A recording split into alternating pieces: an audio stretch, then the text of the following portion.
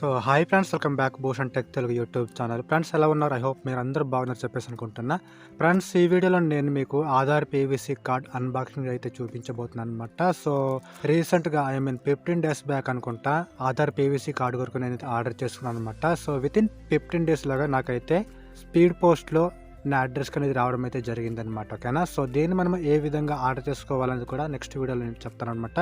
So అంతవరకు మీరు ఈ యొక్క చిన్న వీడియోని అయితే చూసేయండి. ఓకేనా?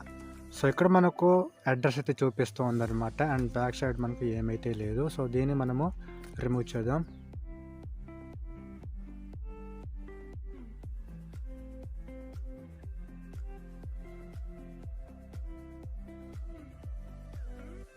అయితే మనకు ఈ విధంగా అయితే ఉందన్నమాట. ఓకేనా? పేపర్ వచ్చేసరికి